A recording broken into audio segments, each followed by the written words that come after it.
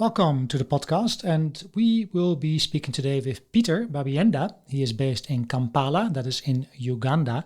As you may know, I love forests, in particular rainforest. I really dislike deforestation. Now, Peter wrote an article about the rainforest in Uganda with the title, Why Uganda, the World Should Protect Bugoma Forest at All Cost. You can find the link to the article in the show notes. You can find it on our website, that is podcast.earth.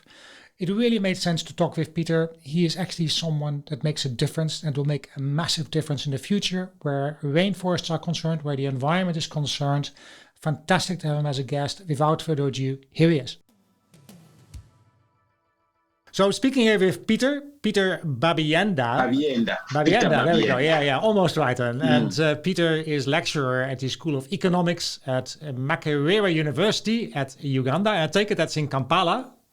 Yes, Kampala, because I have been to Kampala and I have been, I've been to Uganda. So, I've been there. So, and your areas of specialization are policy analysis, econometrics, environmental and land economics, with research interests in the areas of environment, climate change, biodiversity, forestry, water resources and agriculture. And at the moment in your thesis, from what I understand, you are examining the likely potential impact of climate change on agriculture. Yeah, all correct so far? Yes. And also you are investigating where there's a difference in welfare outcomes between the adapting, non-adapting farming households in Uganda. And you are also a member of the consulting team at the Uganda's National Planning Authority and at the East African Northern Corridor Project. So it's an absolute pleasure to have you here, and very welcome. It's my pleasure to be hosted by you. Thank you so much. I'm coming to you because it was an article that I read. Why Uganda and why the world should protect the Bugoma Forest at all cost. And that's really, I've got a weakness for a rainforest. I really think these should be protected. So this article really came to my heart here. And what you mentioned in the article is that Uganda is one of the countries in Africa with the highest rate of deforestation, 2.6%. That's quite high, isn't it? Yeah. According to the latest estimates by Uganda National Forest Authority, they put it at 2.6%. Wow. And you say yourself, this is too high to be ignored by all the Ugandans. Yeah. Why do you say that, and why did you write the article? Writing the article on Bugoma Forest was one of my contributions to the Save Bugoma initiative that is all over the media. Many people have come up, have talked about why we need to protect Bugoma Forest. Yeah. So I also said, as one of my contributions as an environmental economist, I should put something in the media. One of the major problems we face here in Uganda and other countries, we lack the valuation of natural resources. People do not know the value, the exact value of this resource. So they look at other things. If say I cut down a tree, I will be able to get charcoal. Yeah. So someone looks at the price of charcoal and doesn't look at other benefits. Yet the benefit of that tree are more than the charcoal. Yeah. And then being from Hoima, being a native of Hoima myself. You are from the area, are you? Yeah, I'm from the area. Okay, right. Yeah. When we are young, Hoima had that Hoima district, the Maza district, had so many small forests. I remember when we were growing up, we used to grow up with, we would see the gorillas, we would see the monkeys in our compounds, we would see the baboons. Why? Because the forests were near at that time. But as we talk now, all those auxiliary forests have been cleared. Really? Because there came tobacco. There was a time of tobacco which was being run by a company called British American Tobacco. Okay, British American. Another one, yeah. When we were growing the tobacco side, that's the time they cleared most of those small forests. Right. And now as we talk, you can't see any forest. So the forest we are remaining with in the area now is the Bugoma Forest, which is currently in the new district, Chikube district, which was cut from Hoima, and Budongo Forest. So there's two forests. Yeah, there are two forests. Two forests, they are near one another. So there's Budongo Forest in Masindi, and then Bugoma Forest in Chikube. So why are we saying that we really need to protect this forest at all costs? One is the region, as you could be aware, there is oil. The oil was discovered in that region, in the Bunyoro region. Oil, okay. That's where the oil activities are. That's where the oil exploration is taking place. That's where we are proposing to build a refinery. Now, when you look at all these things, all these things will be they will be producing a lot of gases, a lot of green gases. So we need trees to absorb these gases. So that's why we are saying Bugoma Forest should remain. Yep. Now, then secondly, even before I go to that, which I've just said, is that the trees themselves, in their own, in their current state now, we can still get more money from the forest. Right. In terms of tourism. Just tourism, or is there more to it?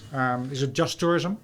Instead of converting the forest now into a garden, we would rather encourage ecotourism activities around the lake. Around the forest.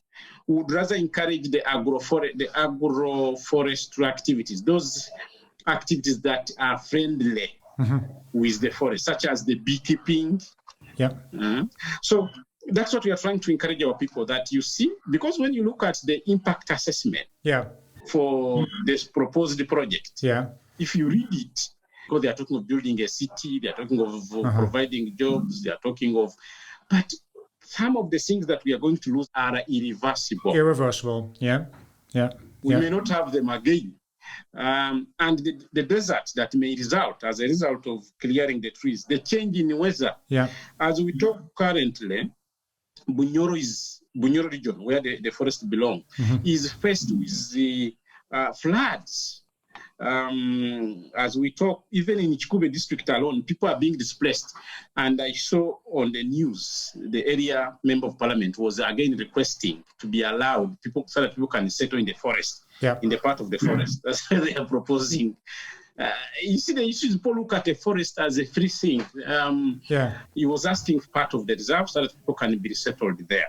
One of the reasons we are having the rising water levels, we have been telling people, is the cutting of trees. Because these trees help to save the soil. People are poor farming methods. Where soils end up in the lake. So they have caused what we call lake sedimentation. The lake is shallow. So once the water increases, then the water will rise. Since then now the lake is shallow, and the soils from the gardens, from the pollution bags, all the rubbish which have polluted the lake. The trees which used to sieve, which would act as a sieve, so that these things would remain there, we are cut down. So this would be another reason why we need the Bugoma seriously to remain. We need trees. We need jobs. We need timber. That means we need furniture and so on. What we are talking about is sustainable use. How can we use the environment sustainably to develop? And development with the trees, development with the lakes intact, development with the national parks intact. That's what we're trying to talk about. And that's what we are trying to tell our people through the articles. I've been writing articles wherever I get space, trying to see how can we preserve the environment, why all of us, it is our role to protect the environment and so on. What is NEMA? I saw in your article, NEMA. What is NEMA? NEMA. NEMA, yes. Yeah, NEMA what is that? Is a coordinating. It is like a coordinating body. It is in full. It is called the National Environment Management Authority. Right. Okay. It coordinates all the the bodies that are responsible with the protection of environment. So they are the major ones. They are the bosses of this area, and they are the ones that provide the certificate. Okay. If you are to use, before you do anything, before you start a factory in Uganda, you must have a certificate from the NEMA. From NEMA. So we have some companies that have come. I'll not mention any of them, but that have come from other countries, which have been chased from other countries. Yeah. And now they are all here, so are struggling for land. Right. Remember also, the Uganda's population is increasing. Yeah. What is your population? Those days when we are talking of where we had 24% of the forest cover. Yeah. The population of Uganda at that time was 9 million. Okay. And now? Now it is close to... The estimation tell us they are 45. The latest estimation from Uganda Bureau of Statistics projected to be around 45 million people. Wow. So the population is increasing. Yeah. The land is not increasing. No. Now what will happen? Forest. Yeah. They'll look for that free land, which is the forest. Right. So that's where the management authorities have to come up. We need also to involve the people. Because unless people are aware and they change their attitude towards the protection of the environment, they will not. They will not listen. They're not. Okay. NEMA, are they doing a good job? Yeah. Because they say they only approved grasslands, not the forest, to be, developed. In my view, NEMA is trying to do their work. Yeah. Okay. But the capacity, there are other issues which could be making their work hard. One is the capacity. I don't know whether they have been fully empowered in terms of the budget, in terms of the equipment to monitor. Mm-hmm. All of us, we need to come up. All Ugandans need to own the environment and say, enough is enough. We have destroyed the environment. Now let's protect the environment. Mm-hmm.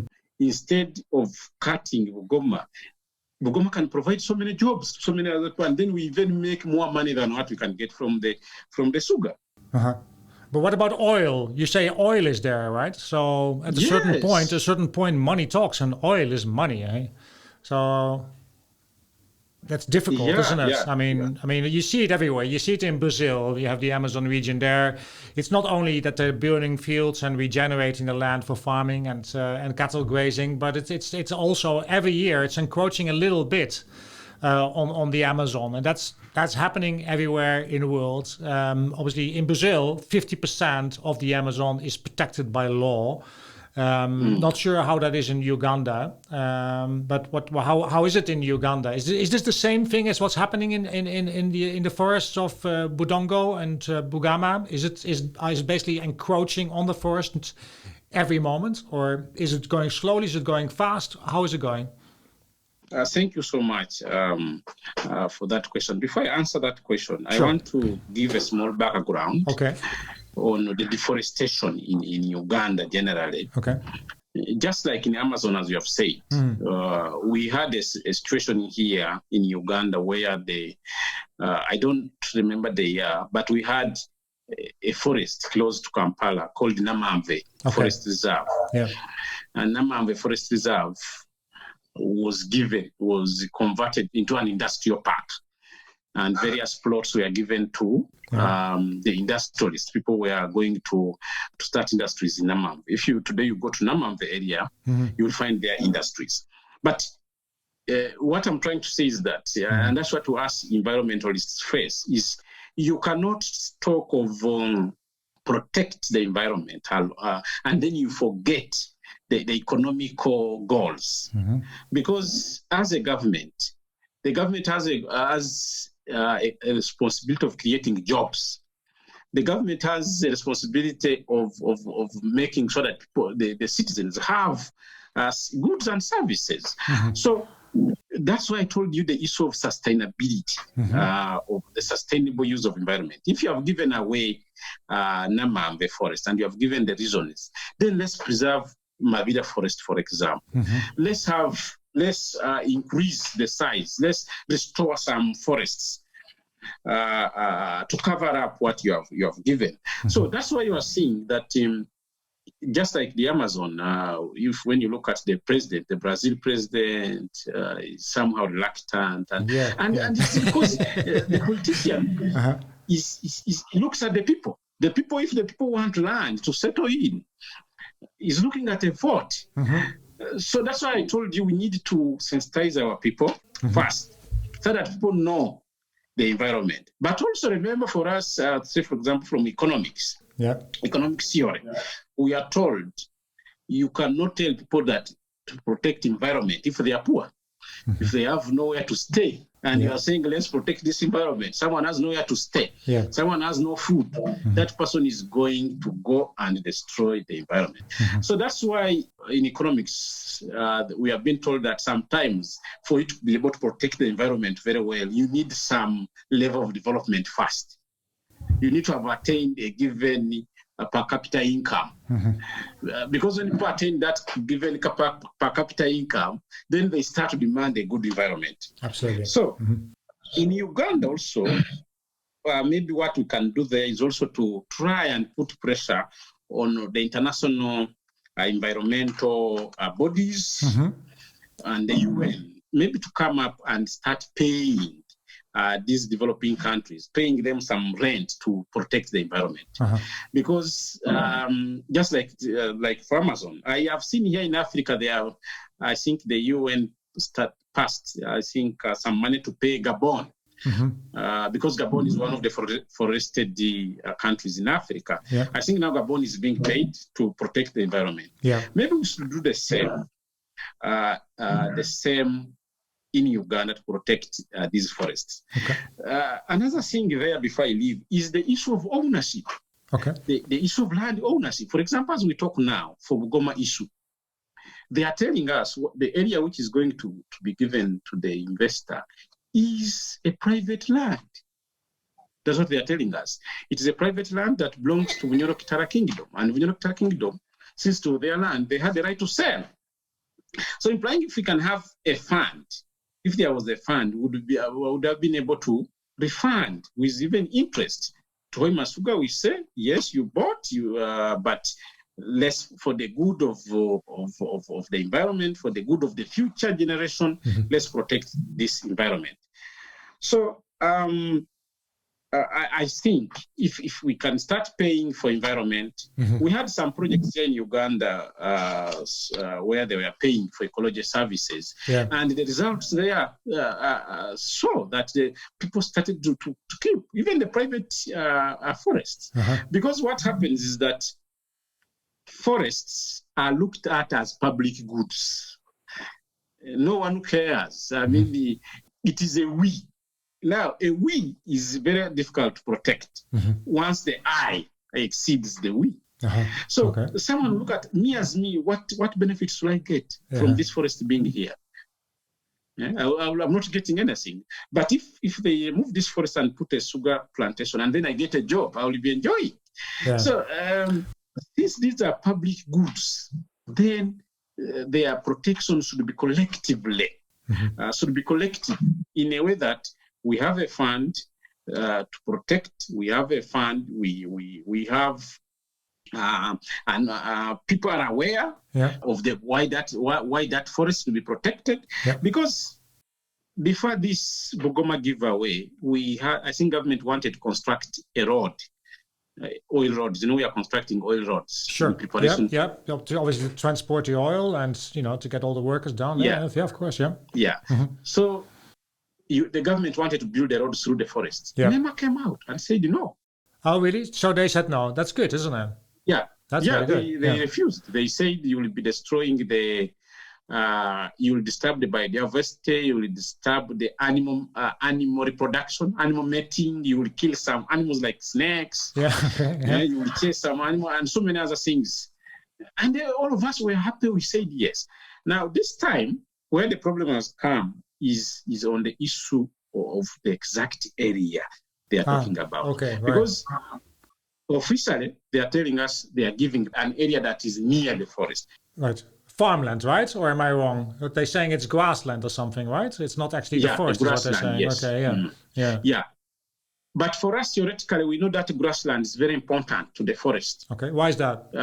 One, for the forest expansion. Then two, for the inhabitants, the animals, those animals that are good for tourism. That's where they mate from. That's where the fertilization takes place. That's where they eat. That's where they graze. So we need that land. That is the potential area for the expansion. Right. Right. And then you talk as well about the local community that has not been involved so far and that should really be involved. But you say as well at the same time, from what I hear, that they need to see the positive sides of really, keeping the environment as it is. And they have to see some kind of income, because if there's going to be a sugar plantation, they will see the income. So there has to be an alternative for that, where they can see the benefits for preserving the environment. And you say that the best way to do that is to have money coming in from authorities such as the UN. That is your solution for that. Is that correct? Or? Yeah, that's one of my suggestions. Yes, okay. In the article I did say that because I talked to the head of that clan, which originates from that area, they told me they were not consulted. Okay. But when we found out from NEMA said they couldn't consult the public because of COVID-19. Okay. I found out that the local population, given the poverty rates, given lack of money and what, I realized that once, assuming they are just bribe, if someone can just bribe them with small money, just like $10, these people will all sign and say, let the forest go. Oh, really? Is that so? And they will support it. So that's why I'm talking of the issue of sensitization. Right. I am happy now so many people have come up to sensitize the masses. The masses are now getting sensitized on the importance of the forest. Yeah. The only thing which is lacking is now involving this community now into groups, so that we teach them how to do the agroforestry activities, the activities that are friendly with the forest. As I gave you an example of beekeeping, for example. Okay. The ecotourism activities, so that these people can get income and then they can actually sit. As I was one time I was telling a certain hotelier here in Kampala, that you may not see the importance of Bugoma Forest. Is for you think own a hotel. You think when the season goes, you are unaffected. Yeah. Now, I was trying to tell him that there is someone who comes from London. You will find a pilot here, say in Fly Emirates, are being indirectly employed because of Bugoma. So this is the information we are trying to tell the other environmentalists. Right. To pass out, and even the environmental media. And that's why I want to start organizing here some trainings for environmental, so that they can report with facts. Yeah. People don't know the value of a resource. Yeah. So for it, they look at it as just there. So they rather have a sugar factory built there than having a forest. It's just something that's there that can be disposed of when they want to, is what you're saying. Can be disposed of. Yeah. Empowerment of the regulatory authorities so that they can do their work independent of any interference. Right. And then the payment. We need to pay for ecosystem. We need to pay for the carbon. We need to pay so that people can see that once I have a tree is now a source of revenue. It is a source of income. I think there we shall make it. Okay, and you're advocating for quite a few things. No one to be allowed or farm in the wetlands. And you also talk about continuous monitoring and data updating of the environmental natural resources in the country and on private land. So that's quite difficult, isn't it, to do that? That's quite a lot, isn't it? And at a certain point, money will talk, I take it, because that's what's happening. We're coming to that in a moment, but that's what's happening in other countries. Is that a very dark outlook from my side? Yeah, you are right. I did give so many recommendations. Some of those recommendations that I gave are part of the mandate of the regulatory authorities, are part of the mandate, say, NEMA's mandate, NFA. We have quite many because we have NFA that is in charge of forests. Yeah. Then we have Uganda Wildlife Authority. Right. The one which is in charge of the animals. Yeah. So you have one which is in charge of forest and another one which is in charge of the animals. And then you have Uganda Tourism Board. And another thing maybe which I didn't put there is trying to encourage our people, Ugandans, to appreciate their nature. Because I'm sure when someone goes to the forest, like me who has gone to forests, the relaxation you get, the freshness you get alone. Yeah, I love it. I love it. There's no doubt about it. Yes, I will not accept someone to just come from nowhere and take over that. But that is missing. That's missing. So the tourism board should really try to do its best. There are many people in Hoima who have never reached Budongo. So they don't know what you're talking about. Even though they're from the area, they don't know the forest. Is that correct? Yes, is that what you're saying? No, right? Yeah. Yeah. Okay. Yeah. So it's difficult to understand. I understand. Now, there's quite a few articles. Obviously, we have the Trump administration still in place at the moment, lifting environmental protections on the largest forest in Alaska. It's like 9 million acres. And they say, well, you can cut through it. You can put roads there, just like what has been prevented by NEMA, you just told me. In Uganda, and then we have in Brazil, where the Amazon is being destructed. And basically what is happening is that these are world leaders that are putting the interest of business, and that can be oil, or that can be factories, or that can just be forest being converted into farmland or cattle grazing land, basically, and they put that basically above the environment. And these are very powerful countries. Brazil is the number one in South America. Obviously, the US is massive worldwide. These are very powerful economical powers. And I'm just wondering, if people cannot even stop something there, if they can't stop what's going on there in America and in Brazil, why do you think they can stop that in Uganda? Yes, we have been seeing over the news, which I can call the big economies. Their stand on the environmental protection. And by the way, you see, one time when we were in class, those are some of the things, the arguments we had. Right. Like someone was telling us that some countries developed because of this, of exploiting their environment. That's where they got money to develop.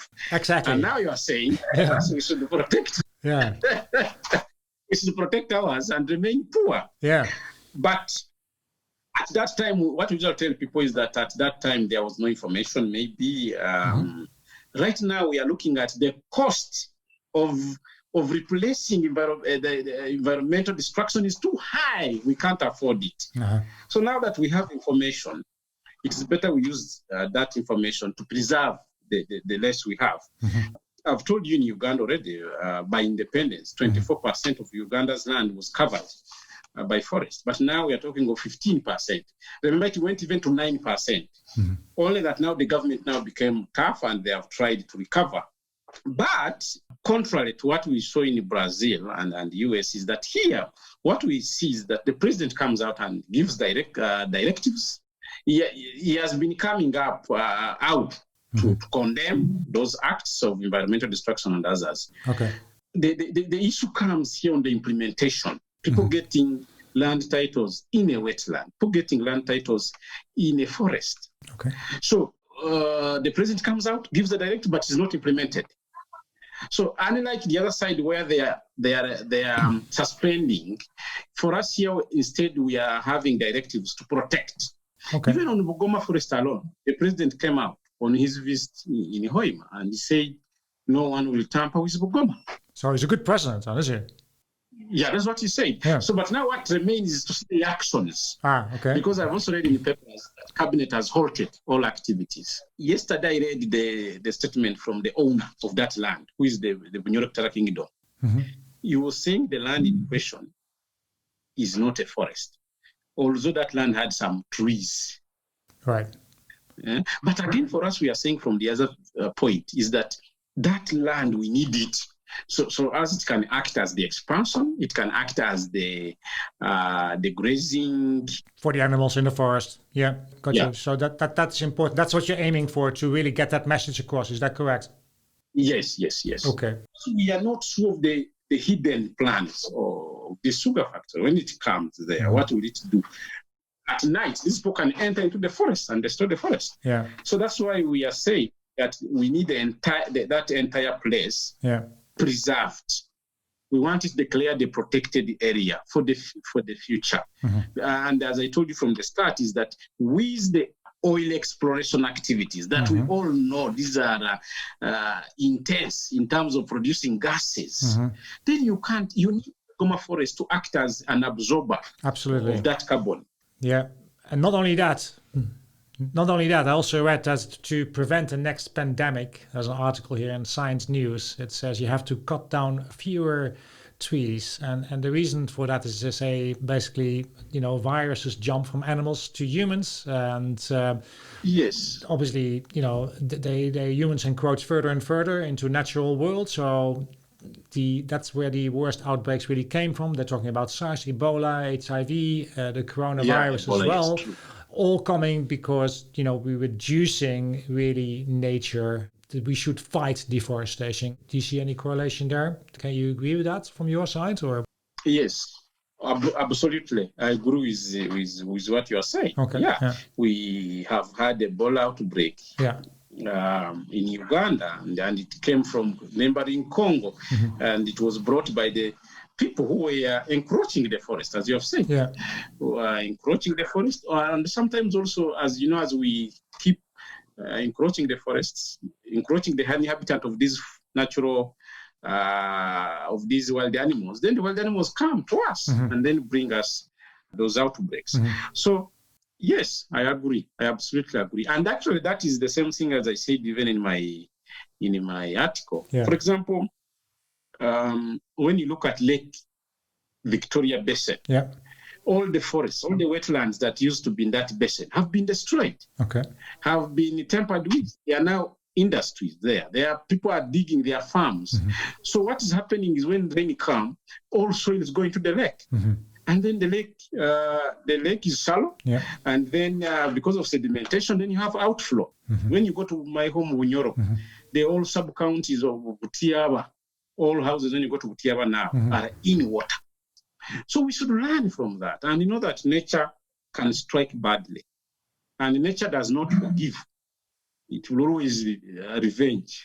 Right. That's a good end note. That's very positive. We can learn basically from the mistakes that we've made. So that's absolutely positive indeed. Yes. It cannot all be negative, so that's a good thing. Is there anything else that you would like to say? And also, where can people find you, if I may ask? Do you have like a blog or something like that, or? Okay, thank you so much once for this wonderful opportunity. Thank you. For me to lay out my views on environment. But what I want to end with is that let it be a responsibility of everyone to protect the environment. Our constitution here in Uganda, our constitution 1995 as amended, gives the responsibility to every citizen to a good environment and protection. It is our right to protect our environment and conserve the environment. We see in the country here, there are so many things that are unregulated. Things like bricklaying, people just anywhere. And all these things are causing more problems. Waste management, people dumping waste anywhere, the bottles, the plastics, and all these things end up into the lake. And they are causing more problems. Cutting of trees, things to do with charcoal burning and other things. Then also we are seeing now the encroachment on the natural forest that we are remaining with. So I therefore call upon everyone to join the efforts to save our forests, and where possible restore the destroyed forests for the good of us and also the good of our future. And where to find me, as you introduced me, I am an assistant lecturer here at School of Economics, Makerere University, and also a research fellow at the Environment for Development Uganda Center, which is also housed here at the School of Economics, Makerere University. Brilliant. So I am available for environmental issues because at EFD, what we want to do is we want to start training of how to value environment. Yeah. Thank you so much for being on the show. Much appreciated.